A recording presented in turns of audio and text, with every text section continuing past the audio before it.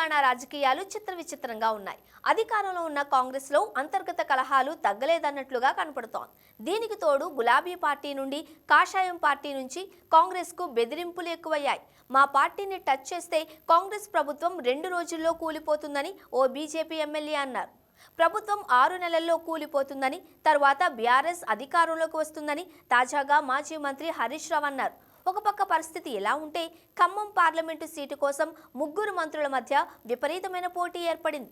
ఆ ముగ్గురు ఖమ్మం జిల్లాకు చెందిన ఉప ముఖ్యమంత్రి భట్టి విక్రమార్క, పొంగులేటి శ్రీనివాసరెడ్డి, తుమ్మల నాగేశ్వరరావు. భట్టి తన భార్యకు టికెట్ కావాలంటున్నారు. పొంగులేటి తన తమ్ముడికి టికెట్ ఇవ్వాలంటున్నాడు. తుమ్మల తన కొడుకును నిలబెట్టాలి అనుకుంటున్నాడు. ముగ్గురు పట్టు మీద ఉండడంతో రేవంత్ రెడ్డికి దిక్కు తోచడం లేదు. ఈ ముగ్గురిలో ఎవరికి టికెట్ ఇచ్చినా మిగిలిన ఇద్దరికి శత్రువు అవుతాడు. ఇప్పుడున్న పరిస్థితుల్లో ఎవరిని శత్రువులను చేసుకోలేడు.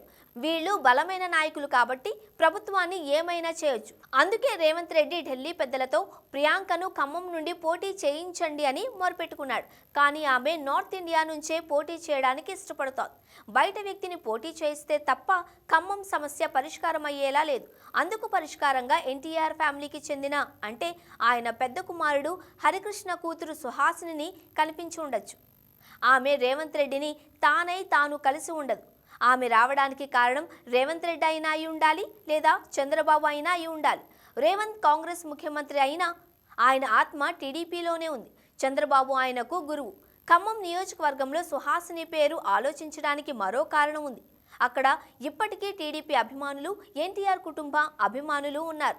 ప్రత్యేకించి కమ్మ సామాజిక వర్గం గణనీయంగా ఉంది. ఆ సామాజిక వర్గం ప్రభావం బాగా ఉంటుంది. అందులోనూ ఆ జిల్లా ఆంధ్రప్రదేశ్ సరిహద్దుల్లో ఉంది. గతంలో ఖమ్మంలోనే టీడీపీ బహిరంగ సభ పెద్ద ఎత్తున జరిగింది. ఒకవేళ సుహాసిని పోటీ చేయించాలి అనుకుంటే ఈ నేపథ్యం కారణమవుతుంది. రేవంత్ రెడ్డి ఇదంతా ఆలోచించుండొచ్చు. సుహాసిని రేవంత్ రెడ్డిని కలుసుకోగానే ఆమె కాంగ్రెస్లో చేరుతుందనే ఊహాగానాలు పెద్ద ఎత్తున సాగుతున్నాయి. అదే నిజమైతే ఖమ్మం నుంచి పోటీ చేయించడానికి ఎక్కువ అవకాశాలు ఉన్నాయని అనుకుంటున్నారు.